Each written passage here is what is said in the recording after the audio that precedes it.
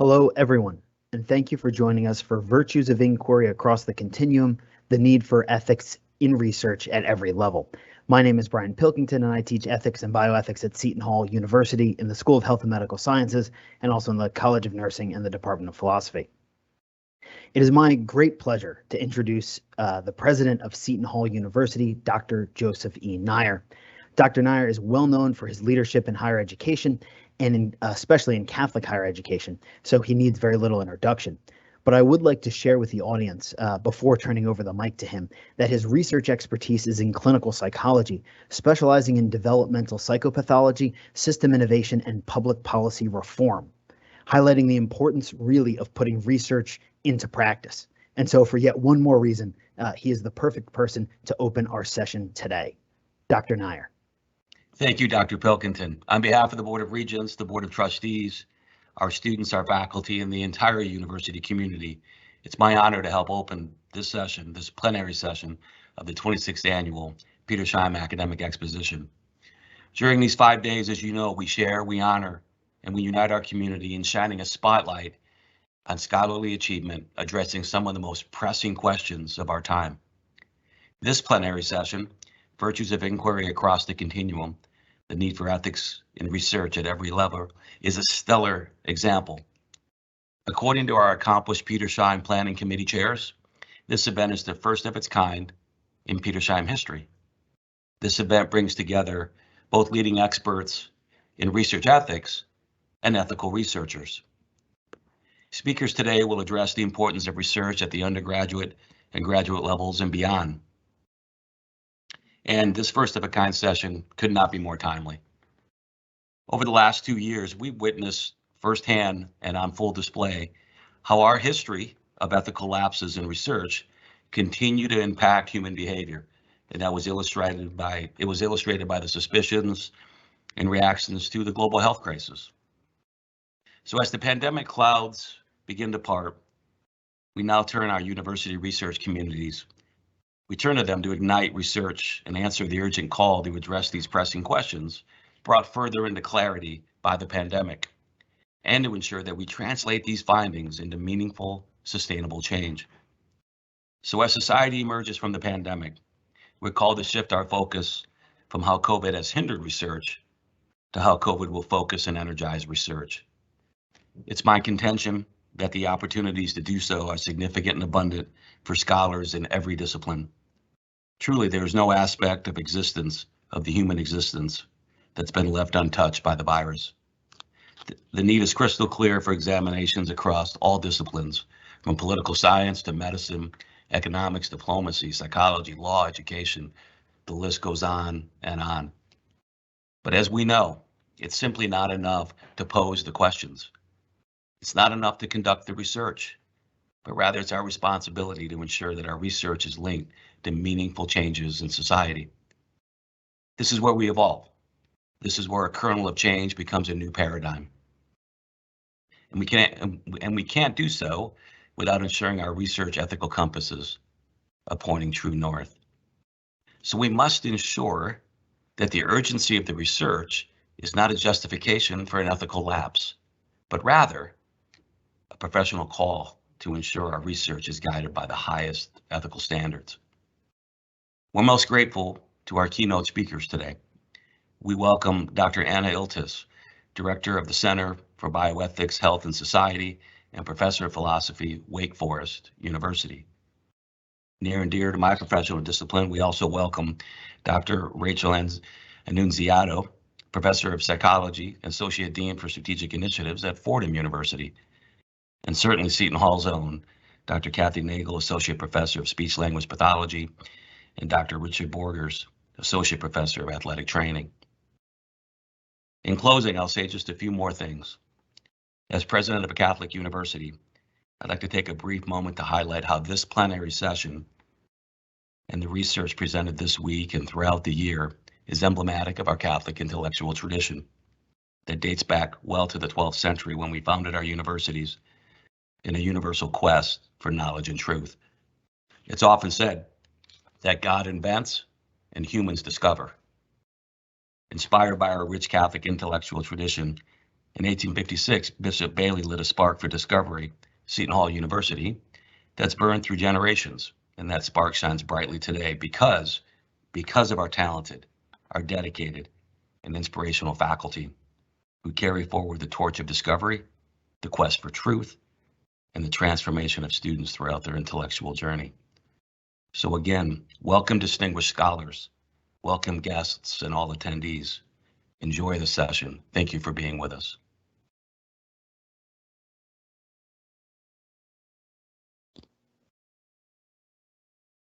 Thank you very much, President Nyre. That was the perfect opening and an excellent framing for what we'll be talking about in this session. Our first presenter, as Professor Nyre mentioned, is Dr. Ana Iltis, Director of the Center for Bioethics, Health and Society, and Professor of Philosophy, who comes to us from Wake Forest. Dr. Iltis is also immediate past President of the American Society for Bioethics and Humanities, I think the largest and most important bioethics organization in the US and beyond. On a personal note, I'll say that her work in research ethics has impacted my own thinking, so I'm especially grateful for her being here today. And now I'll turn the mic over to Ana. Thank you so much. It is great to be with all of you. I grew up near Seton Hall, actually, and so while I'm only with you in spirit, it's still great to be there. Of course, I'm speaking on my own behalf. I'm not on behalf of the American Society for Bioethics and Humanities or anything else. So when I say research ethics, what comes to mind? Right? Be honest. Did you think snooze? Whatever. Right? This has nothing to do with me. Insofar as we like to know that the products we use are safe and we care that the solutions that we spend money on to address social problems are effective, research and research ethics matters to all of us. As Dr. Nyre so eloquently said, this had significant implications during the pandemic. But what else does the term research ethics bring to mind? I won't pretend to be the mind reader at the fair. I won't pretend to be the person who can guess your height and weight at the fair or anything else. But I do think that probably at least one of the following three things came to mind for everybody. IRBs or IACUCs, depending on what kind of research you do, humans or animals, or just rules and regulations and oversight kind of more generally. Some of you might have thought of falsification, fabrication, plagiarism, authorship issues, or other things that typically come under the umbrella of RCR, responsible conduct of research. Some of you might think of this in the kind of everyday lab or classroom context in terms of issues that you might face with students and teaching students about responsible conduct of research. Others might be aware of big cases. For anyone who wants to keep an eye on the responsible conduct of research world and maybe be a bit scandalized, I highly recommend checking out the Retraction Watch website. If you're curious about misconduct, your curiosity will be satisfied there. And of course, many of you might have thought about the scandals and horrific exploitation and abuses of humans in research in our past. Some of it are long past and some of it are not so distant past, including issues of Nazi experimentation and the US Public Health Service study at Tuskegee. When we think about research ethics, we often focus on the bad, on what we should not do, on what bad things other people have done. I want to look at research from a different angle and research ethics from a different angle today. Why is research good? When is research good? Or what makes research good? I said a moment ago that research, and good research in particular, matters to all of us, whether we engage in research ourselves or not. I would say that in light of the rich intellectual tradition of the Roman Catholic Church, this is particularly true at a Roman Catholic university. Research is essential for fostering human flourishing. This is obvious in the context of biomedical research and many other kinds of research that involve humans, where advances related to health have many positive effects. But it's also clear that a great deal of technology outside of the biomedical world has advanced human well-being, but it's not all about technology in medicine or health, right? Even though that's what I tend to focus on because of my own work. Research in the humanities, the arts, and the social sciences also contributes to human flourishing in many ways. Sitting idle without making progress is not terribly appealing. One alternative to being idle, though, is wild experimentation, right? Just simply trying things out. And sometimes that leads to really innovative ideas, but it also sometimes leads to some very terrible things, which is where research, contrasted with pure experimentation, comes in. Some of you can surely relate to the experience of having what seems like a great idea only to find out later that it had a fatal flaw, like a multi-generational cross-country trip in an RV, right? Or you had a good idea, you thought it was great, but it turned out to only be good, right? In fact, there was a better solution somewhere else. Research helps us to find the good ideas, to find the great ideas, and to eliminate the bad ones. And if it's done right, it can help us in a way that makes things more efficient and that minimize the number of people who suffer out of our not so great ideas. Research also fosters human flourishing by helping us to identify where change is needed. Where is there a problem anyway? And it can help to motivate the need for change. There's another reason, though, that I think it's so important that we think about research and do research well, and that I think we must include students in research in as many ways as possible. Engaging in research can foster the virtue of intellectual curiosity. Anyone who has done research before can attest to the fact that things do not always go as planned. An experience, therefore, research as an experience, therefore, can foster patience, humility, perseverance, and no doubt all kinds of other virtues. I have become quite dedicated to involving students in my own research and have built more and more of a research focus that incorporates, into my classes, not only sort of outside of class, but in bringing undergraduate students and graduate students and professional students together to do research outside of class, but also incorporating research experiences into class. And I'd be happy to say more about that if you're interested. I think many people in the humanities find it very difficult to incorporate students into their research, and yet I think it's incredibly important to do that. Now, none of this is to say that research never harms people or that results of research never are used in terrible ways. And we have certainly plenty of examples of poorly conducted research, the results of which were useless or even worse, actually harmed people. We witnessed a lot of examples of this during the COVID-19 pandemic, such as the hype that emerged when based on a few very extremely poorly conducted so-called studies, some of which I don't even think merit the term research, on hydroxychloroquine and other things, came out and everybody thought this is the perfect way to treat COVID-19. Some of that did real harm to people. We have plenty of examples of research that has involved exploitation and abuse, of research that's harmed people in all kinds of ways, often because it was too risky and never should have been done in the first place, or certainly should have been done differently. And we can think of research results that were simply made up. Those examples, sadly, are easy to find. But I want to encourage us to think beyond that. When is research good? Good things are worth doing well, so we need to think about seriously what makes research good, instead of just what makes research bad. So in our short time together, I want to say just a few things about that. My goal is to inspire you to think about, in your own fields, why research matters and what makes research in your field good.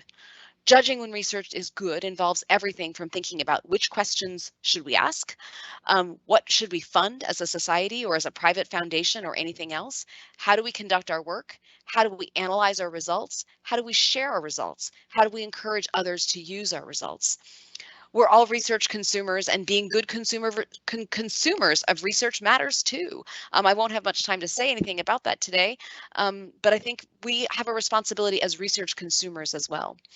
If research is in principle good, so when exactly is it good? In other words, what makes it good? The answer surely is not just when it's not bad, right? When people haven't done bad things. So I could go on and on about a variety of things that could make research good. I want to say just a few. First, I think research is good when it's responsive to needs or problems in the world. Sometimes this gets described in terms of research being valuable or having social value. Research is good when it's inclusive. It includes the people who might be affected by the outcomes so that the research findings apply to them. It includes people who might be affected by how we do research so that we think about their interests and needs while doing and designing research. Research is good when it's respectful of individuals and communities. Research is good when it's collaborative. Again, this can mean many things. It can mean that it's interdisciplinary. Sometimes interdisciplinary collaborations are instrumental to making research good. It can mean collaboration among institutions, with communities. It can mean collaboration in different sorts of ways, and I'll say a little bit more about that. And of course, research is good when it is rigorous and scientifically valid, right? If research is not designed to be rigorous or investigators don't adhere to the protocol or the research plan, the results might not be valid. And that means that effort was wasted at best, or at worst, it could mean that people rely on bad information or people are hurt in the process of the research itself. So a few sort of examples. Think about the widely recognized problem of food deserts that affects many parts of the United States. There have been many failed attempts to solve or at least to ameliorate the problem. It turns out that simply putting stores where there weren't stores before and filling them with good food won't necessarily solve problems or make things any better. Much more comprehensive and creative solutions have been found through interdisciplinary or multidisciplinary investigations that have included community members from the start. These ideas have been put to the test through public policy experiments and have led to real progress in communities. That is an example of research being responsive to a real need, being collaborative, and being respectful. You'll hear more about IRBs in a moment from some of the other speakers, but I want to highlight an example of collaboration that involves an IRB. People often think of oversight bodies or rule makers and rule enforcers like IRBs as the enemy or as hurdles. Things to get over, right? They're often seen as obstructive, but it doesn't have to be that way. And when researchers and IRBs set their eyes on the same goal, namely protecting the interests and rights of research participants while facilitating important research, everyone can win. No doubt, many researchers experienced all kinds of roadblocks to conducting research during the pandemic. But in many institutions, we also saw an incredible sense of teamwork where people developed, much appreciated relationships among their colleagues. They've realized the need to be creative, to protect the interests of research participants while advancing knowledge, not simply saying we can't do anything about it. You can read about some of these experiences, both good ones and some not so positive ones, in a collection of stories on research during the COVID-19 pandemic that was published in Narrative Inquiry in Bioethics. There's a story I want to highlight there. There's a migraine researcher who had initiated research using mindfulness and meditation techniques that she had been studying in people with migraine headaches to address issues of anxiety and stress in the public and among healthcare professionals early on in the pandemic. When she realized that the kinds of work she was doing on migraine research and anxiety and stress might have applications beyond that population, she set out to do some research, but she had no idea how she was going to get this done during the very early days of the pandemic, and at the same time really believed that there was some real value in trying to address these kinds of needs. She ended up finding an incredibly supportive and collaborative IRB who helped her get the project off the ground quickly. And I think her story is really powerful. It highlights the fact that IRBs are not just for hand slapping. IRBs are not just for saying no. IRBs are not just for checking boxes and checking consent forms. Her experience, I think, relates really powerfully to the importance of incredible IRB staff and incredible IRB administrators. It's really important to not forget those people and the important role that they play in the research process. We often think of researchers themselves, or in the world of human research, of research participants, but the people who kind of work behind the scenes to facilitate all of this are also incredibly important. The idea that research ought to be respectful of individuals and communities generates a wide range of obligations depending on the research context. Sometimes this is framed in terms of what people or communities that participate in research are owed. In biomedical research, this sometimes translates into questions of ancillary care, or care that is not directly related to the research question or the study at hand, but that participants in a study might need. It's a particularly powerful issue or important issue in the context of international research, and particularly research that's conducted in research-poor settings. In some studies, showing respect includes giving people access to their individual research results, a topic that I think you will also hear more about later, or at least sharing overall results of a study with the study participants. Respect includes protecting people's private information and keeping promises to use their information only in the ways in which we said we would use it. Respect also might concern questions about who should and will have access to an intervention when the story ends. And this once again brings us back to the pandemic. In the COVID-19 vaccine trials, this became a very big topic of discussion late in 2021 as vaccines started to be authorized for use under an EUA. Should the people who had been in those vaccine trials be told whether they had received the vaccine or placebo? And if they had received placebo, should they receive the vaccine right away, even though they were not yet part of the priority group that was being vaccinated at the time? As you might remember, early on when vaccines became available, there were groups, there were rules about who could get vaccinated when. And so the question became, if you are not yet in the priority group, but you participated in the trial and got placebo, should you get the vaccine right away, or should you wait until your priority group is called? There's a lot more that I could say, and I've only offered a few examples. I want to leave time for discussion and for the other speakers. But my goal was really to offer you a small window into thinking comprehensively about what makes research good and not just what makes research bad. But of course, I need to say something about when research is bad. I want to frame one idea in the form of a negative, actually. So first, research doesn't have to have positive results to be good. Negative results can also be incredibly important. I don't mean results from studies that are poorly run or poorly conducted, but negative results from well-designed and well-run studies are important. If nothing else, they can spare other people who had the same bright idea from wasting lots of time and resources. Unfortunately, there's a lot of bias against negative results, and they often don't see the light of day, so we often do not know about them. Second, research does not have to be groundbreaking and breakthrough to be good. We often hear about major discoveries as if they were single events. The media portrays them this way. We tend to think of this way. We feature and highlight particular scientists as kind of the faces of these breakthroughs. Think, for example, of reporting around CRISPR-Cas9 gene editing technology or the mRNA vaccines for COVID-19 we heard so much about over the last few years. Beyond the main events, however, there were so many incremental steps and setbacks that were essential to progress. We often don't hear about them. I think my undergrad students and many of my colleagues in science who spend day after day toiling away in a lab, who are never going to be, TED Talk speakers talking about this major breakthrough. They're looking at how some little molecule behaves, for example. They have no idea how those individual projects will someday contribute to future work, and yet they persist and they keep going. Those experiences, those research projects are all important. Behind all the breakthroughs are incredible numbers of small steps and failures. All of that is important. So research ethics is going to mean different things in different contexts, but good research matters because research is in principle good and it's necessary. I encourage you to ask, where am I? What can I do now to foster and to cultivate, to inspire, to contribute to knowledge? How can I build on what's been done before by others? And how can I contribute to what others will do? And if we all ask ourselves those questions and we think of the importance of being respectful, inclusive, collaborative, and so on, I think we will all both conduct and encourage others to pursue research that is good. So thank you so much for having me. It's great to be with you today, and I look forward to the other presentations.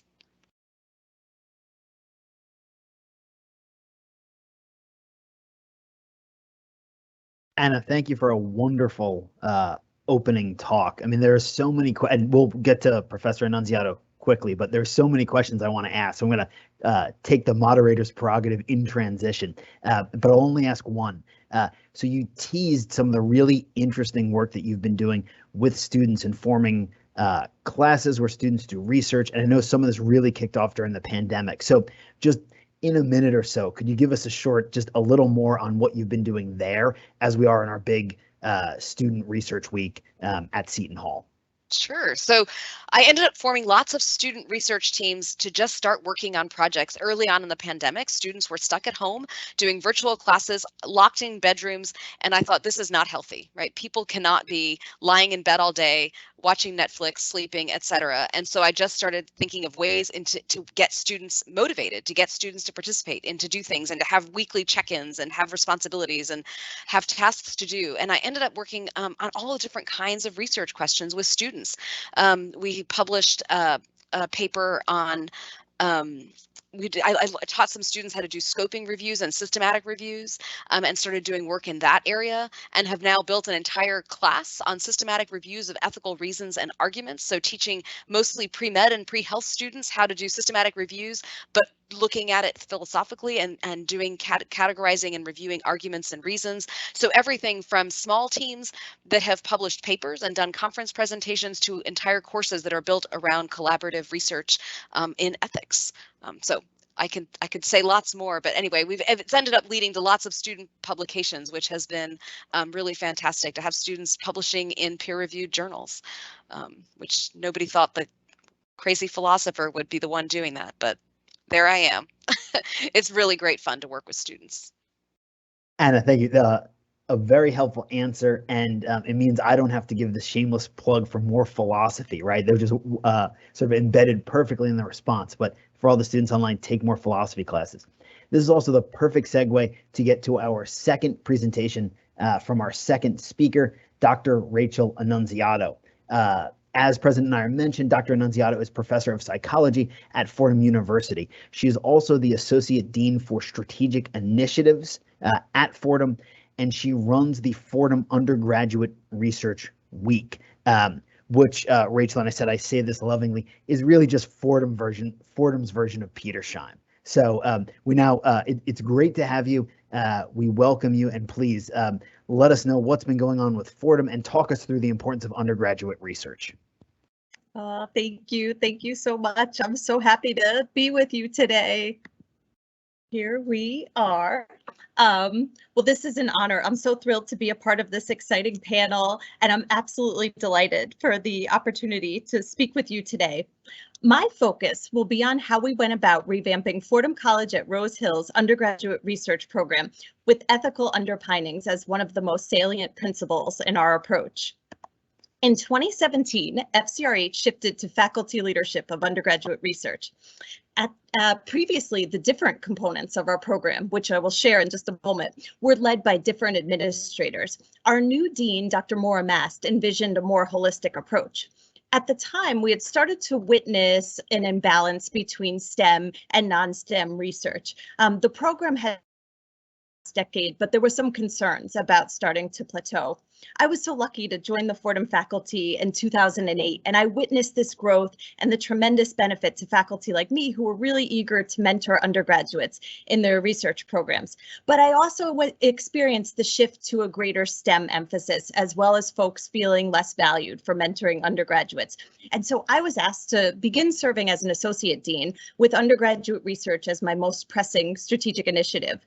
And I just thought I'd share our program components, which are still in existence today. We offer semester grants in the fall and the spring for students to participate in faculty mentored research, whether it's within a faculty member's program of research or an independent project mentored by a faculty member. So students receive stipends for this. In the summer, we're able to offer full-time funding for this kind of faculty mentored research engagement, as well as the opportunity to live on campus. Throughout the year, we offer travel grants on a rolling basis so that our students can present at and attend conferences. Next week is our big week where we will be hosting our annual undergraduate research symposium. It's our 15th one. I'm actually sitting right now in symposium headquarters. There are swag bags and lots of goodies around me in the office, and we are just overjoyed to be back fully in person for this. And for the 12th time, we will be publishing a Fordham undergraduate research journal that comes out at this time of year. And it's really wonderful. It's just such high quality work. It allows dozens of students to participate in research from the back end, but also gives the opportunity for many students to publish their work.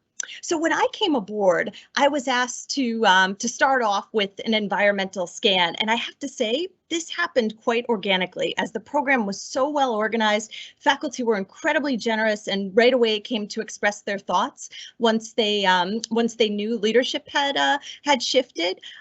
They certainly expressed concerns regarding the consistent application of ethical principles in projects and processes. As I mentioned a moment ago, they also talked about a lot about the inequities in participation that had started to favor STEM, and it was very clear that that an important goal for us would be building a more inclusive program that integrates ethical principles and also assessment of outcomes, which certainly fits my my other life as a clinical psychologist.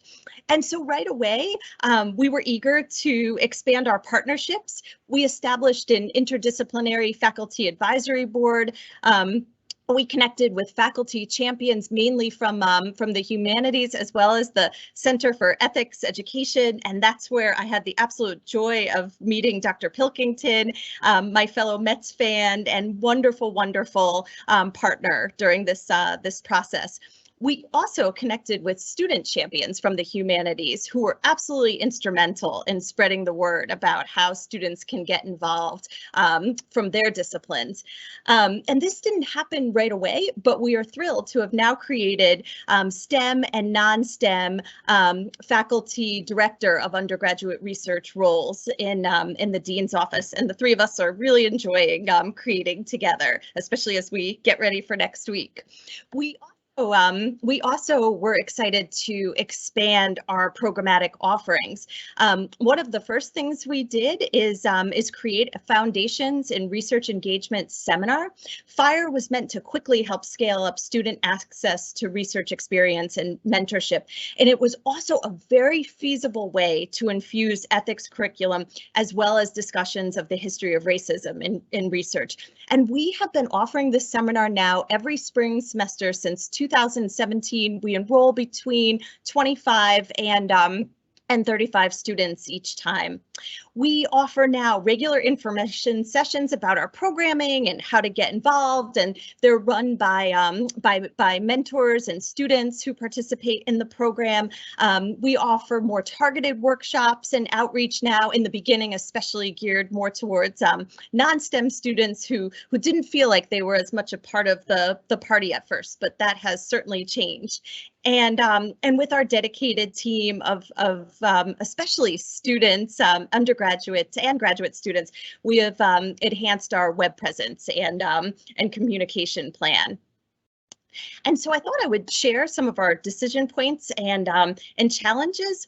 About a third of our grants include human and animal subjects, and it was absolutely imperative to start capturing ethical considerations more rigorously. So we decided first and foremost, we're going to update the rubric we used for grant review, which had been in place since the beginning of time, I think, and we incorporated ethical considerations. I lobbied for that being one of the criteria that we scored, and folks absolutely agreed with that. So that's become a part of our process and really a part of our Fiverr.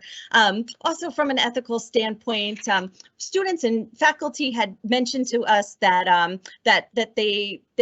that some of our processes were vague and they were eager for more transparency. And I absolutely agreed. I remember the undergraduate research journal was always a mystery to me. Like you would either hear that you were accepted or rejected, but not a whole lot of rationale for why. And so we've incorporated dedicated feedback into all of our programming now. So whether you submit to the journal, whether you submit a grant, if you're funded for a grant, you receive feedback. If you're not funded for a grant, you receive feedback. We've also built in a revision process now for grants. So it's much more akin now to external processes, and we're thrilled about that. One of our decision points was whether to continue having an open faculty grant reviewer model, meaning that each year we send a few calls for reviewers for our grant programs, and we heard, especially from our non-STEM colleagues, that this was a way to create a more inclusive environment. And on the flip side, some people were concerned that it doesn't always line up, that the faculty expertise that we receive doesn't always match the content of students' proposals. But we thought the inclusivity benefit outweighs a lot of things, and we've gone with this. And actually, we just had our summer grant review, and we had over 40 faculty members participating, which was absolutely awesome. And it always works out. People are so generous and always are willing to review maybe a bit outside of their expertise, and we're able to cover all the proposals amply and provide feedback. And now, though, that the word is out, even more so, I think our main challenge is balancing supply and demand. We're very attuned to this, that as more and more students are interested in participating in undergraduate research, we want to make sure we have the mechanisms to do so. My gosh, I just got a great idea from the last talk about offering coursework on writing review articles. That's a great way to scale up, and those are the kinds of things that that me and my faculty team continue to be thinking about. So as I mentioned, it was really important to us to incorporate outcome assessment. So pre-pandemic, we were doing so quite rigorously, and we were so excited. In spring 2019, our symposium attendance reached an all-time high.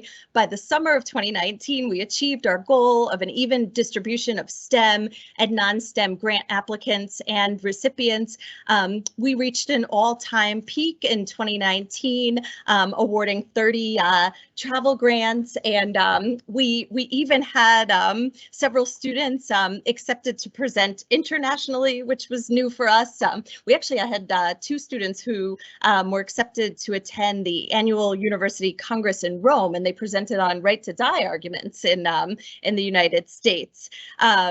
We also had steady acceptance to present at the National Conference of Undergraduate Research, which is just a great organization. And one of my favorite things that I got to do in the dean's office was to take our student presenters from different disciplines to the conference and be a guide while they were experiencing their first conference. We got to go to like all these really cool universities around the country and hear all these awesome projects that students were doing. And we've continued to participate in NCURE as well.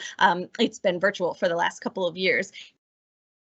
And last but not least, NCURE named our very own Dr. Ipsita Banerjee as the Mentor of the Year in Chemistry in 2019, which certainly reflected what we see here. We also partnered with our Office of Institutional Research to engage in outcome assessment. And we looked at our grant-funded students between 2017 and 2019 in the short term, right after graduation. And we compared them to matched peers. And we did actually find a significant difference, that only 5% of our grant-funded students were still seeking employment or education in that short-term period after graduation versus 14% of peers. So this certainly signaled some of the benefits of involvement in undergraduate research at that level.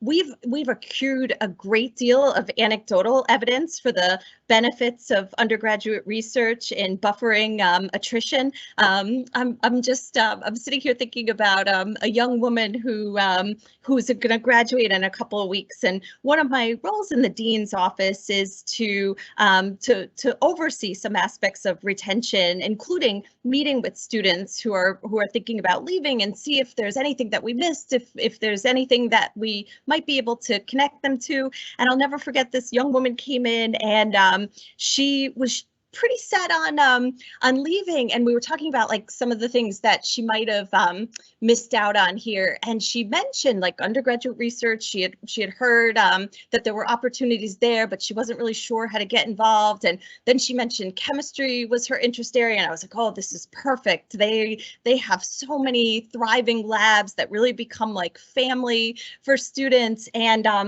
so I suggested like maybe reach out to Dr. Banerjee and just see if there might be opportunities there, and she did, and the rest is history. She's published multiple papers. She's a part of that family, and we sadly have to see her graduate very soon. And quite excitingly, we've continued to see, and at this assessment point, we had already seen that faculty participation had been increasing as well. But then, like all of us, we had to make some difficult pandemic pivots in spring 2020. We rather abruptly shifted to a virtual symposium. We only had about a month to pull it off, but this was so important to our students. We learned something from this too. It was really interesting. More seniors than ever applied to present at our virtual symposium, and it helped us realize that that before the pandemic, there were departmental offerings for seniors to present their theses and other comparable research opportunities, and so they didn't realize they could be a part of our programming. But once those opportunities were closed down, they were really interested in being a part of our symposium. So one of the things we've been working on is creating additional pathways from departments into our central programming, just so students know that that there's ample opportunities for dissemination. Last spring, we held a hybrid symposium, which was one of the only hybrid events on campus, and actually one of the few in-person symposia in the country. So we were thrilled to be able to do that, and it really felt like this was the reopening. This was the beginning of things coming back more fully for our students.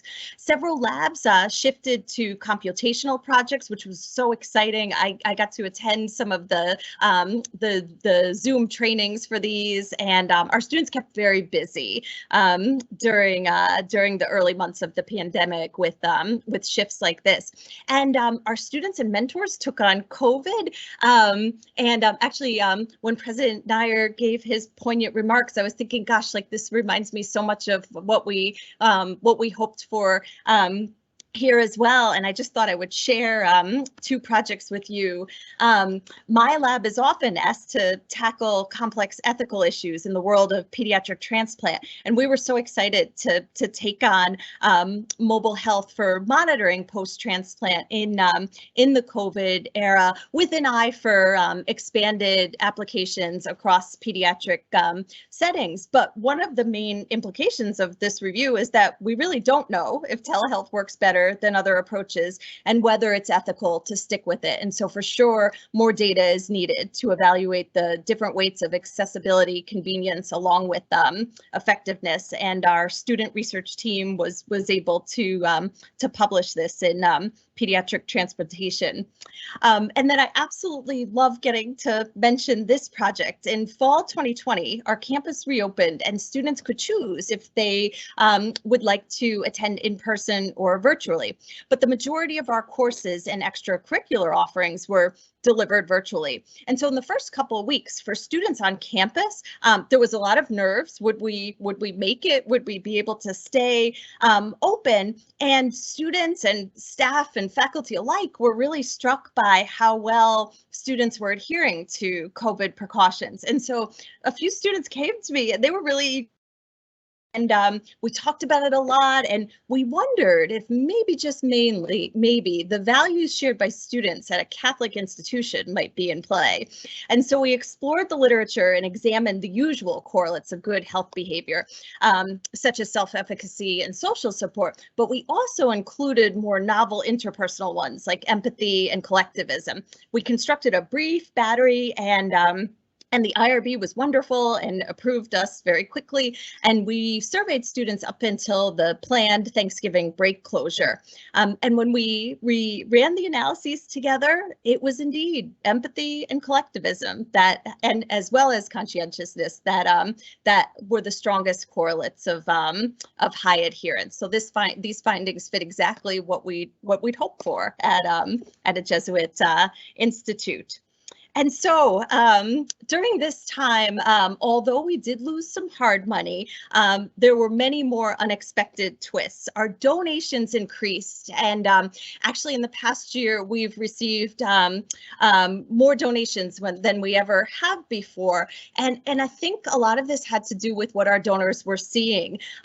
They saw that undergraduate research never shut down. They saw how beneficial this was to our students during this time, and how productive folks were, and we're really grateful for what they've given us to work with, and I'll say more about that in a moment. And faculty participation increased even more so. One of our new reviewers described it as a true interdisciplinary space at Fordham, and I think, you know, during a time when we were all so isolated and cut off from each other, getting to be together around these wonderful things for students was really good for us all. And as we've come back, we've seen that this is continued, which has also been so inspiring. And so we're back to outcome assessment.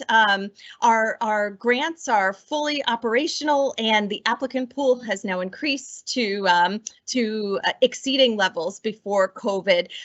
There was initially a blip back to a greater proportion of STEM. Our STEM labs came back before other offerings, but we went right back to balance going into this spring and now the summer cycle. 100% of our grants now address ethical considerations, which is a hugely important outcome to us. Our students are back on the road presenting their research at conferences. As I mentioned, the big day is next week. I was scanning our program. The print copy of the program actually just arrived in my office, and 1/4 of our 140 submissions are squarely focused on ethics. And another really exciting thing that's happened at our symposium over the last couple of years, and more broadly, is our students' involvement in community engaged research. And this would not have been feasible if it weren't for building in an ethical framework and related learning opportunities that have fostered trust with our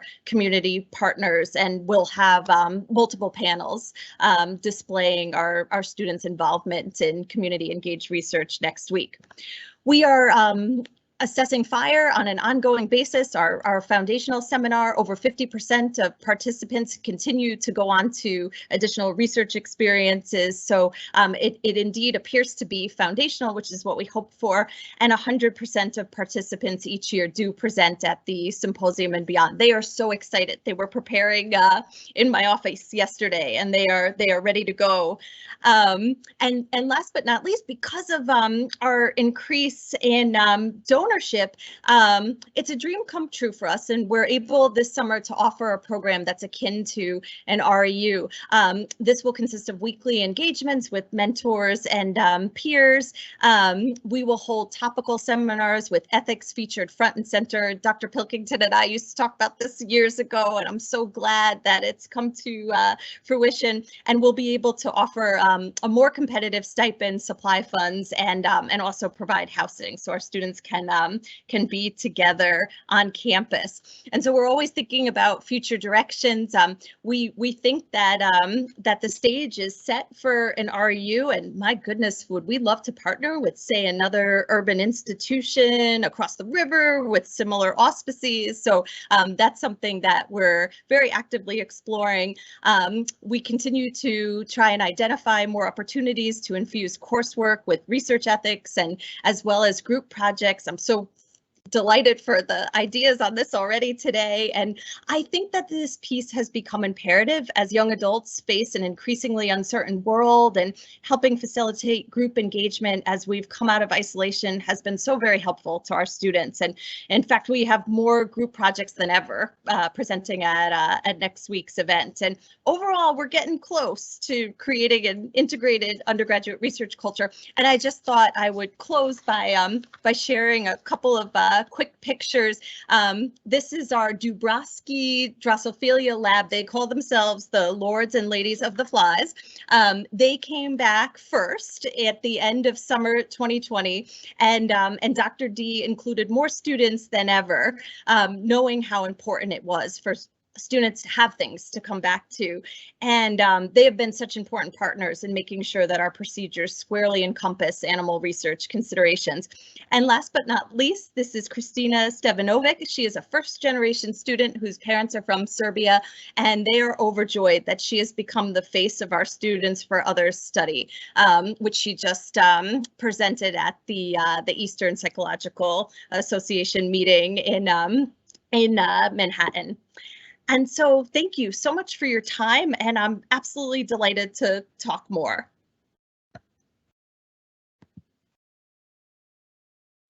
Professor Annunziata, thank you. That was such a helpful presentation. If my takeaway from Professor Iltis's presentation is everyone needs to do more philosophy, my takeaway from your presentation is everyone needs to do more ethics. And we can have folks hop into the Q&A and offer other interpretations. On that note, please, as we go through, we'll have a question and answer time at the end of all of our lectures. So, but feel free to submit questions earlier, and we'll go through them as we go. We've already had a bunch so far, given the two great talks. Rachel, since you mentioned Mets fandom, I hoped you might comment on the fact that they have the best record in baseball. No, I'm kidding. So here's a real and maybe a trickier question. So what would you say is, I mean, the program you've built at Fordham is wonderful. What is sort of the number one piece of advice that you would take away and would offer to us from your time building that? And I say this not for an institution that's sort of just starting out. So this isn't like, hey, what can we do to sort of get up there? Seton Hall has a robust research institutions, initiatives. I mean, folks do really, really well here. So, but how do we jump it up to the next level? Big question. Take a shot. Oh, thank you. Thank you so much for that. I think when I was asked to spearhead something similar, it was so key to have new partners and new champions.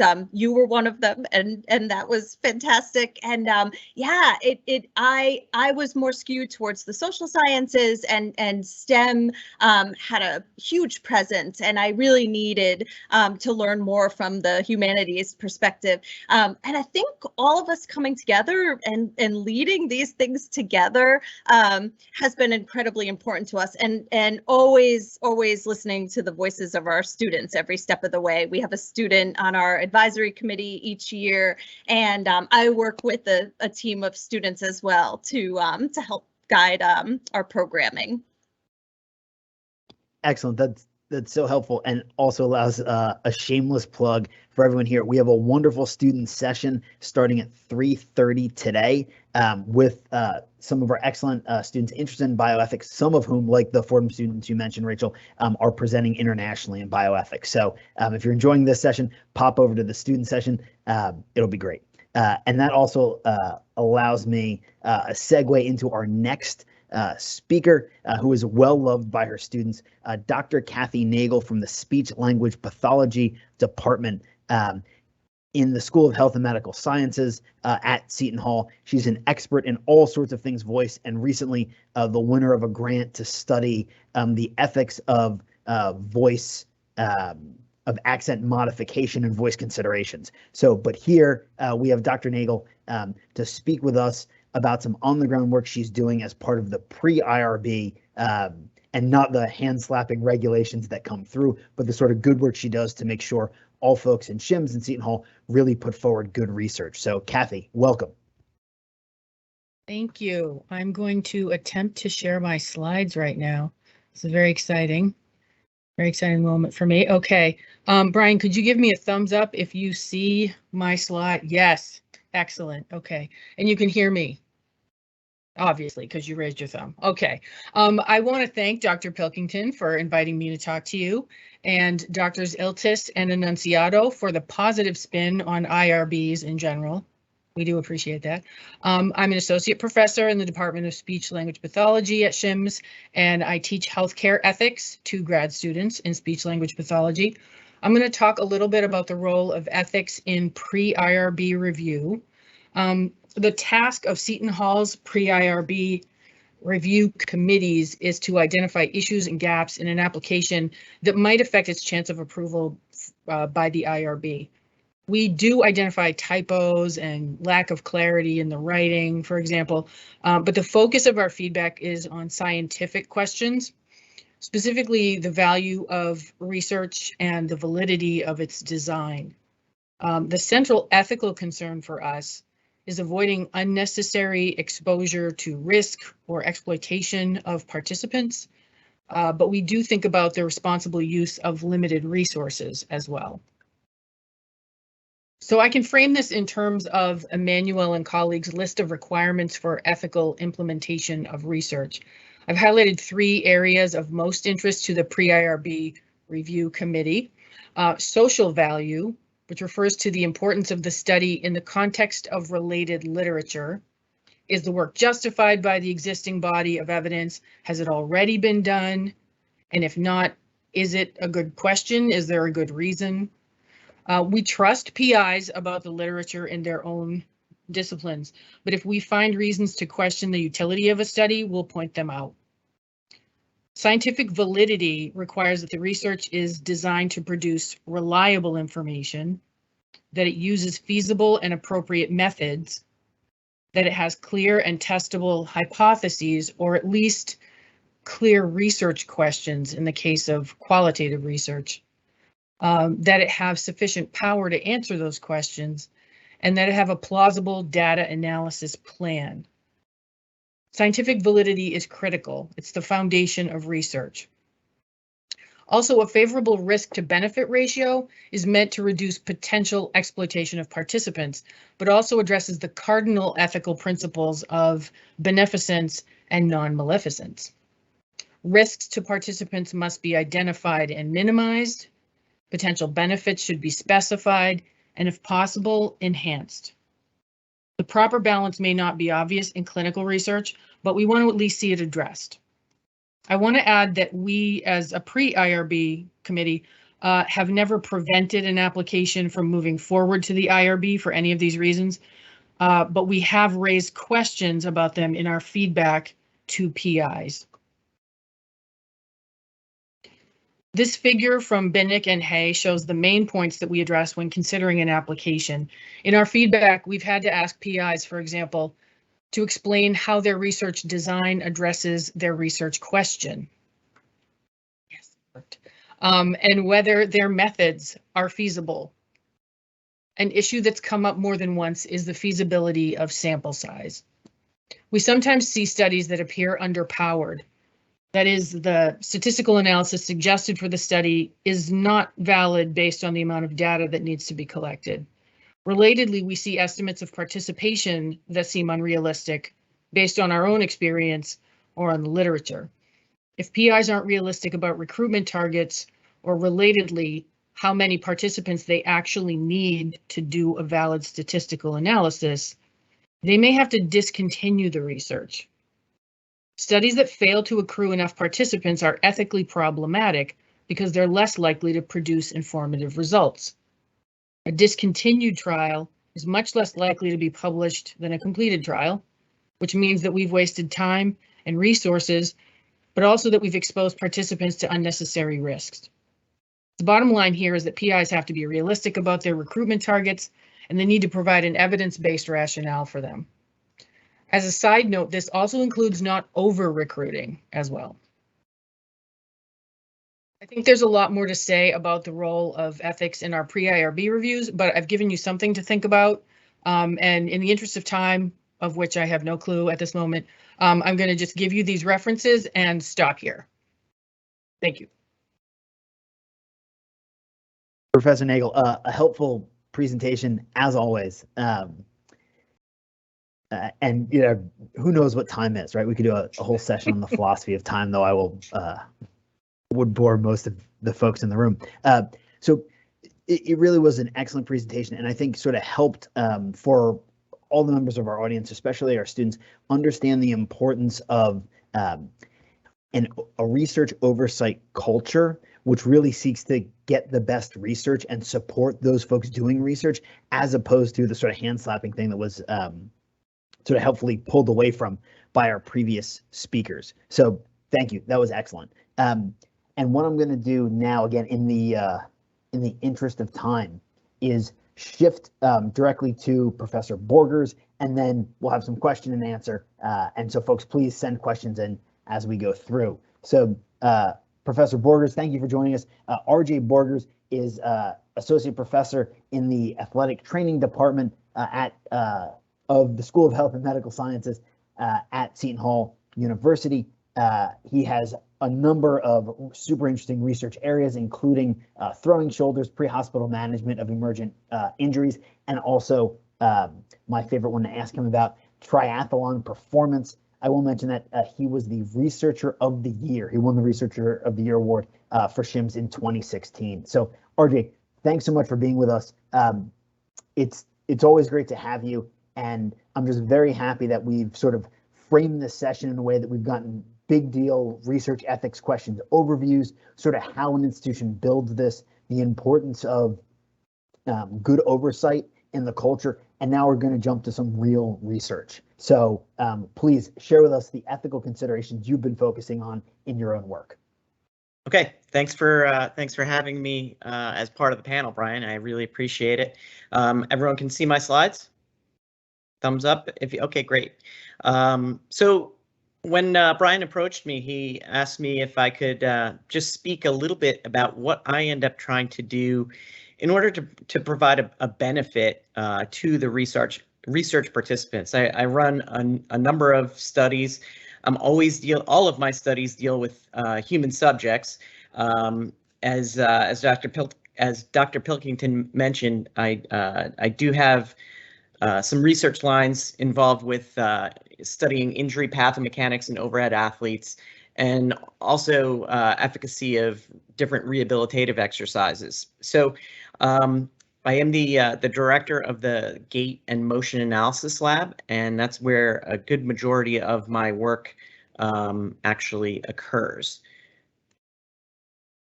I am not able to advance my slide.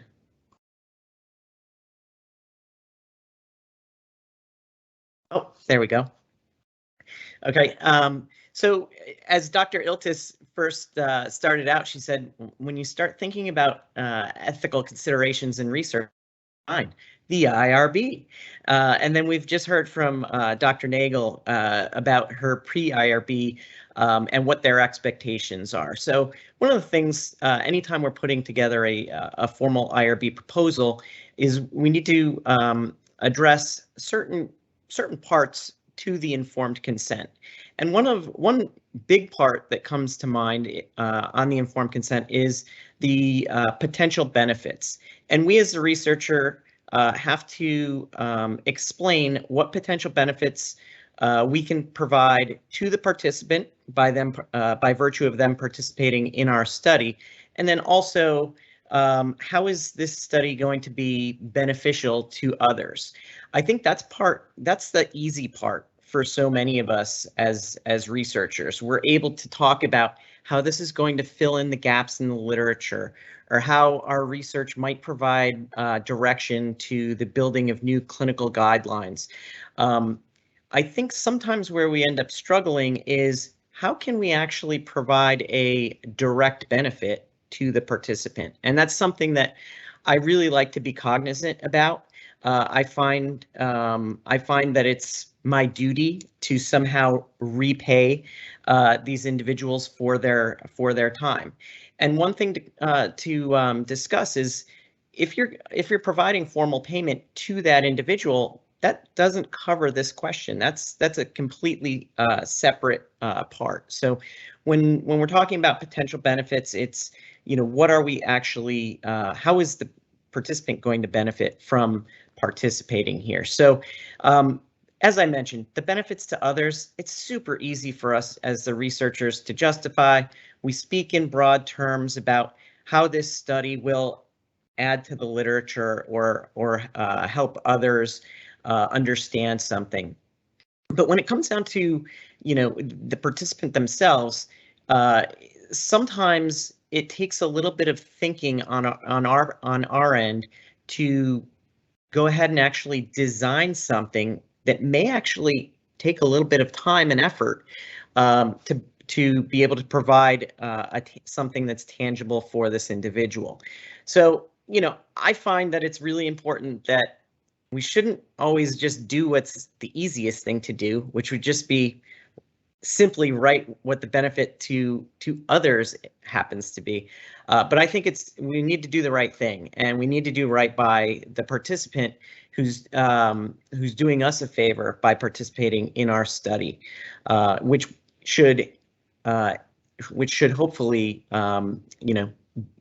be beneficial, provide us with some publications and presentations and things like that. So I'm going to offer a couple of examples of some recent studies that I've been a part of and what we've done. And so this one was a study of collegiate baseball players, and we were looking at medial elbow forces during their baseball swinging. So it was a motion analysis study. Their participation took probably 45 minutes to an hour of time.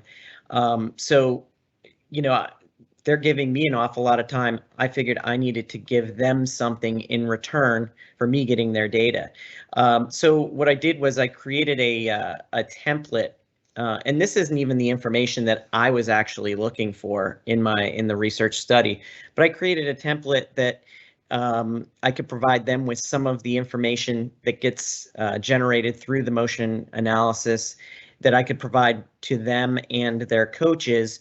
And then that could also be information that could be used that could potentially make them better as hitters. And so it did take me probably an hour to put this whole template together, and then to extract the data for each individual probably took me 15 to 20 minutes per. So is it extra work on my end? For sure, but I'm trying to reward these individuals and give them something beneficial for participating. And some of the participants, once they got their results, they said, what, this is just an example of my conversation with one of the participants. So this really makes sense. I've worked on trying to get my hips through quicker with my coach. I think I'm going to, try this particular drill that you've, talked about and discussed, and we'll see if we can go ahead and fix that.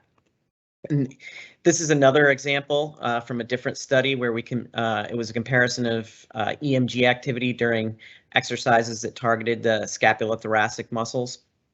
In this particular case, after a participant did the study, which again probably took about 45 minutes to an hour, I took time to debrief them and educate them on some of the exercises so that they could potentially use it in their for their own self betterment, or in some cases, since I'm at the Interprofessional Health Science Center, I had rehabilitation sciences students that participated, so they were able to say, oh, you know what, I'm going to try that exercise with some of my clients that I work with when I go back out to clinical. So again, it didn't really take me that much time, but a little bit of extra time to give them some kind of benefit. I felt the need that I needed to give them something tangible back. We do have to be careful anytime that we're doing this, that we're not going to corrupt our data. So if you're going to be, educating someone and giving them information, if they're expected to be coming back, that could certainly complicate your data. So it's just one of those things that you got to think about ahead of time. And then, lastly, here's another one. This one was a relationship of dynamic balance and pitching parameters for our college pitchers. So after we did this, I had participants say, wow, I didn't realize I was that bad with my balance. I guess I really need to incorporate some of these balance drills that you talk about. And so it's, again, this was a debrief session after I collected the information that I needed to conduct my study, give them some information that they could go ahead and would be useful for their own sports performance. So in conclusion, I look at this as a win-win situation. So we as the researcher benefit greatly from that participant, but why don't we let that participant be the other winner here? Let's share some of the knowledge or skills that we have with them and give them the potential for self-betterment. So I'm trying to keep this short and sweet, and that's all I have. And then I think that'll lead us into questions and answers, right, Dr. Pilkington? Dr. Boergers, thank you. That was excellent. And I mean, the usual, and I know we got a bunch of students on the line, so the usual care we take in terms of distinguishing between benefit and compensation and research ethics and all of that. What I find so appealing about your work, other than that it could potentially benefit pitchers, and we can again mention the league leading Mets here, is that you really do give back to the communities that you're working in, right? So it's sort of taking another level, and you're really looking to do that. And I think that's that's wonderful and laudable. So yes, perfect segue. We're now in our question and answer session. For audience members, please send questions and answers to us. You're still welcome to do that via the question and answer feature. You can also tweet them at us, of course, as you always can in our ethics programming at SHU Bioethics, if you're on Twitter, or send them directly to the moderator at BCP Ethics. And we might even check Instagram too for our followers there. So a bunch of questions coming in. The first one's a broad question. I'm going to direct it to Dr. Iltis first, and then see if any of the other members of the panel want to jump in on it. So the questioner says, wonderful panel, fascinating discussion. So thank you for that. And kudos to our speakers. Could the panel share about unconscious bias or bias relating to negative outcomes of a study for the IRB? So I'm going to start with Dr. Iltis and sort of ask any thoughts you might have in response to the question about unconscious bias coming into research. And if you have implications for IRB reflections, great. And then we'll jump to Professor Nagle. So Professor Iltis. It's a great question, and there's so much that could be said about implicit bias and research. I think I'll say one thing and let others jump in as well, and that is the huge concern around who even gets invited to participate in research and who conducts research. So I'll focus on the first, though I think it's also related to the second. There's obviously been a tremendous amount of discussion over the years about issues of underrepresentation of various groups in human research. This is a tremendous issue in the sort of genome world, but there's also many, many other areas where this is a problem. There's underrepresentation of various kinds of, especially of minoritized populations in human subjects research. And there are a variety of reasons for that. And often the primary explanation that's given is the history of abuse and exploitation and lack of trust, not only in research, but in the medical establishment and in other institutions overall. And I do think there's evidence that contributes to it. But what's less often discussed is the extent to which people are not even invited to participate. There may be the assumption that they would say no, right, or that they wouldn't be suitable participants, or for a variety of other reasons. There is some evidence that in fact they are under-invited, and so it's no surprise that members of minoritized groups are under-recruited. There will be other explanations as well, but I think that the role of implicit bias in that is something that we have not looked at carefully, and yet as we continue to talk about the importance of having broadly representative research samples, we have to get serious about studying what are the real reasons behind the underrepresentation that we're trying to address, and not always sort of shifting the blame and externalizing the responsibility, but turning the lens on the research community itself and saying, so what's leading to this? Excellent and super helpful. I mean, who bears the burden, right, of moving ethical research forward? And it's clear, at least in this case, there's a large onus on the researchers. As researchers try to craft good research proposals, as they try to avoid unconscious bias, they might pester the pre-IRB committee. So, Professor Nagle, and just for time, a quick response. Any one or two things that your committee thinks about as they get these proposals to try to avoid unconscious bias, or any recommendations for someone looking to put a proposal first through the pre-IRB before it gets to the IRB? Yeah, it's a really interesting question. I initially interpreted it as, how do you as the pre-IRB committee avoid or try to avoid your own biases? And I mean, we try. So I'm going to just leave it at that, because I'm more interested in answering the way you phrased it, which is we, regardless of how aware we are of our own biases, our kind of spidey sense is alert for what's going on in this application that's in front of us. And I did, within the last 6 months or so, I did see an application that was looking at gender-based differences, but conflating gender and sex. And I mean, if there's one hot topic right now, it's probably that. And so I kind of had to remind the researchers that you need to be clear about what you're talking about. You can't, they're not synonyms. We might have treated them that way 20 years ago, but we're not anymore. And relatedly, are you going to account for non-binary individuals? Are you going to they're going to have an other option, this kind of thing. So we certainly are pointing them out when we see them.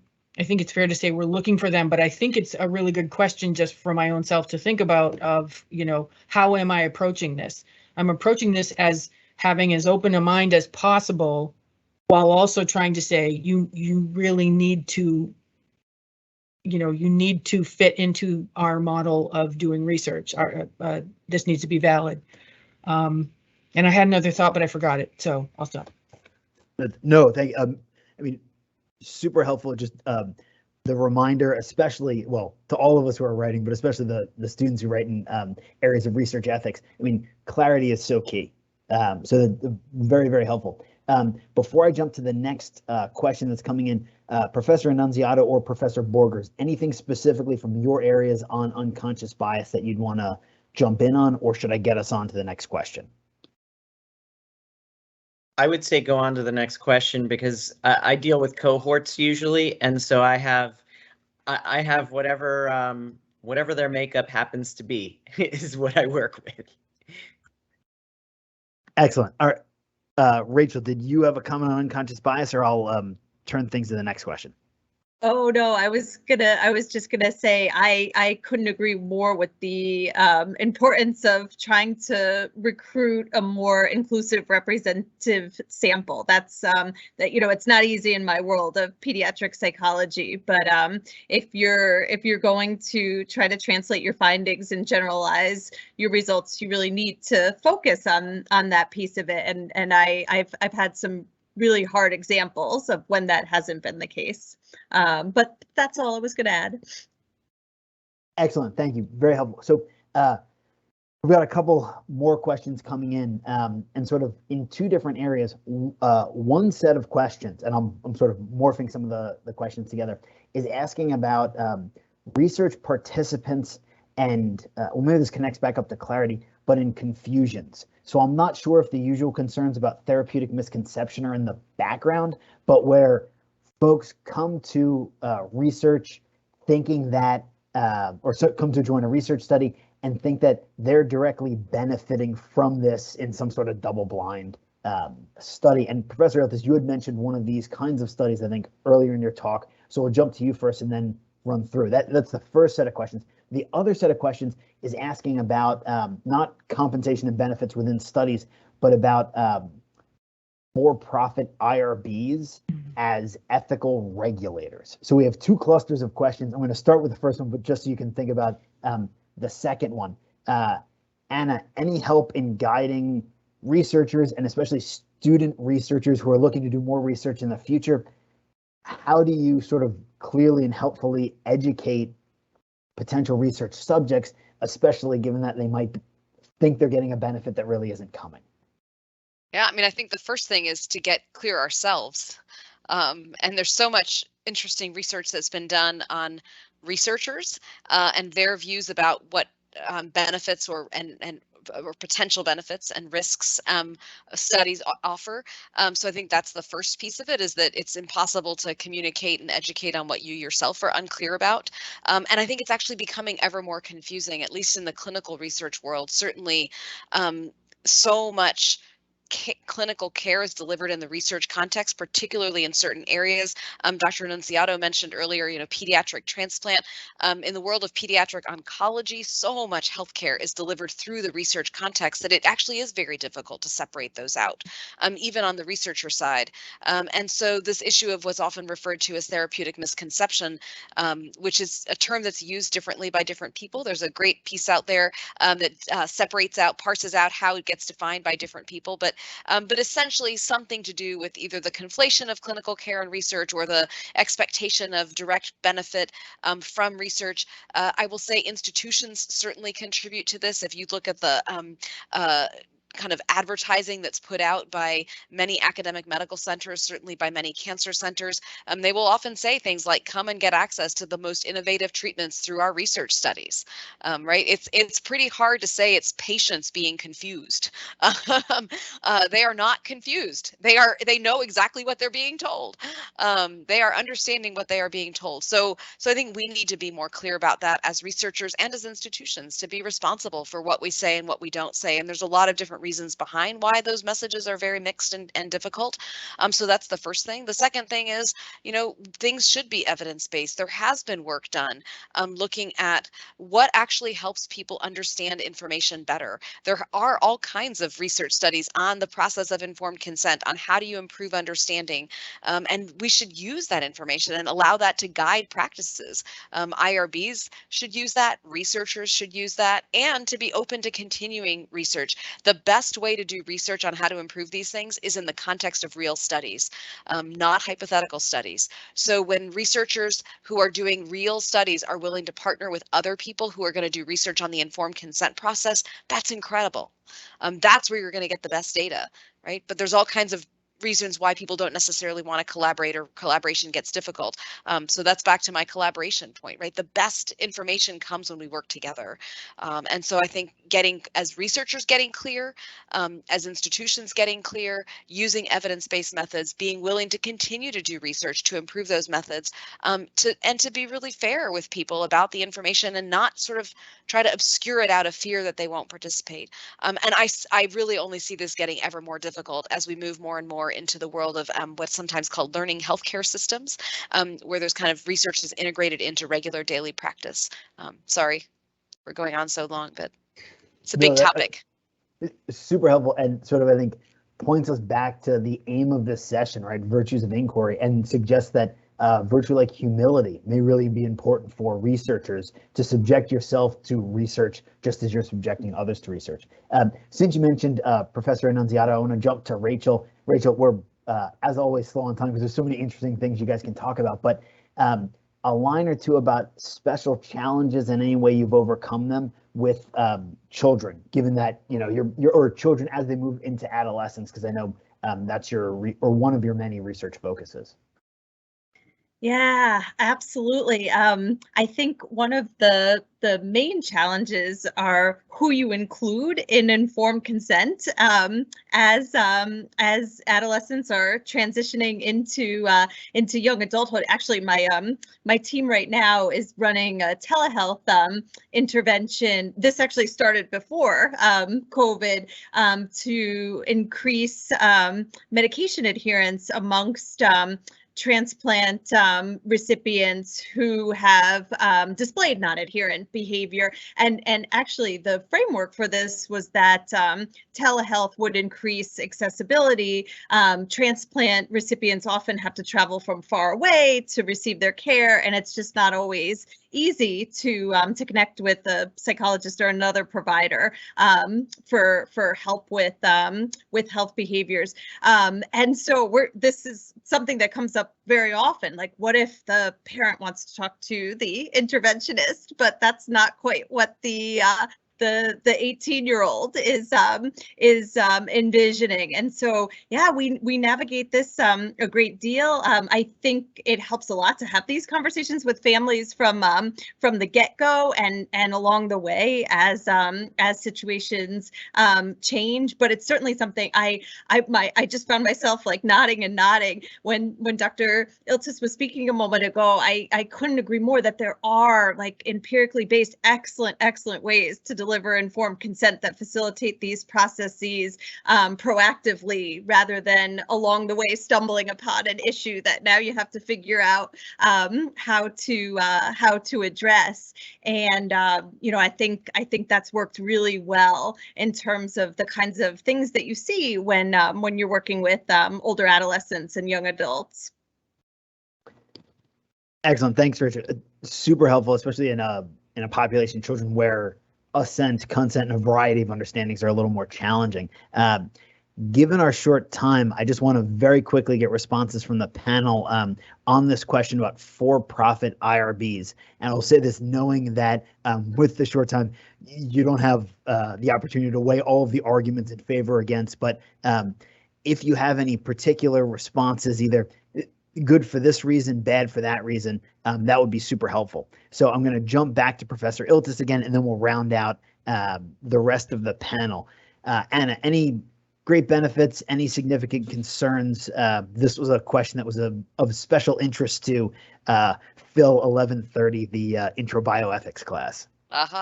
So I will keep this brief to let others join in and just say that, yes, they raise various kinds of concerns, which is no doubt why the topic was raised, and they do raise some ethical issues, often related to concerns about conflict of interest and the desire to sort of make sure you are pleasing the institution that hires you, because of course they could go somewhere else.